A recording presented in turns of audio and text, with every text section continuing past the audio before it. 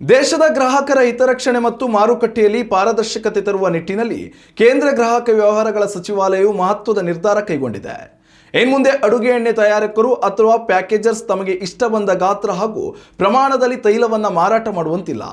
ಖಾದ್ಯ ತೈಲಗಳ ಪ್ಯಾಕಿಂಗ್ಗಾಗಿ ಕೇಂದ್ರ ಸರ್ಕಾರವು ಹೊಸ ಪ್ರಮಾಣಿತ ಕಾರ್ಯಾಚರಣೆ ವಿಧಾನವನ್ನು ಜಾರಿಗೆ ತಂದಿದ್ದು, ನಿರ್ದಿಷ್ಟಪಡಿಸಿದ 9 ಅಳತೆಗಳಲ್ಲಿ ಮಾತ್ರ ಎಣ್ಣೆ ಮಾರಾಟ ಮಾಡಲು ಕಡ್ಡಾಯಗೊಳಿಸಿದೆ. ಈ ಹೊಸ ನಿಯಮಾವಳಿಗಳನ್ನು ಕಟ್ಟುನಿಟ್ಟಾಗಿ ಜಾರಿಗೆ ತರಲು ಎಣ್ಣೆ ತಯಾರಕರು, ಆಮದುದಾರರು ಮತ್ತು ಪ್ಯಾಕ್ ಮಾಡುವ ಸಂಸ್ಥೆಗಳಿಗೆ ಕೇಂದ್ರ ಸರ್ಕಾರವು 3 ತಿಂಗಳ ಗಡುವನ್ನು ವಿಧಿಸಿದೆ. ಈ ಅವಧಿಯೊಳಗೆ ಎಲ್ಲ ಕಂಪನಿಗಳು ಹೊಸ ನಿಯಮಕ್ಕೆ ತಕ್ಕಂತೆ ತಮ್ಮ ಉತ್ಪಾದನೆ ಮತ್ತು ಪ್ಯಾಕಿಂಗ್ ವ್ಯವಸ್ಥೆಯನ್ನು ಬದಲಾಯಿಸಿಕೊಳ್ಳಬೇಕಾಗುತ್ತದೆ.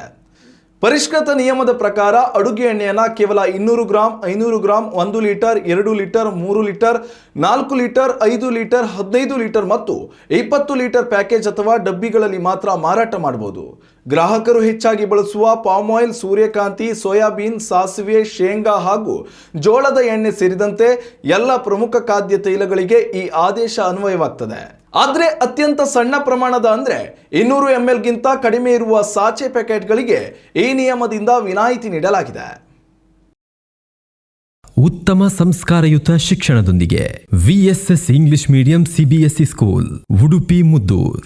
ನರ್ಸರಿಯಿಂದ 10ನೇ ತರಗತಿವರೆಗೆ ಶಿಕ್ಷಣದ ಜೊತೆಗೆ 5ರಿಂದ 10ನೇ ತರಗತಿವರೆಗಿನ ವಿದ್ಯಾರ್ಥಿನಿಯರಿಗೆ ಉತ್ತಮ ಹಾಸ್ಟೆಲ್ ಸೌಲಭ್ಯವೂ ಇದೆ. ನಿಮ್ಮ ಮಕ್ಕಳ ಪ್ರವೇಶಾತಿಗಾಗಿ ಈ ಸಂಖ್ಯೆಗೆ ಕರೆ ಮಾಡಿ.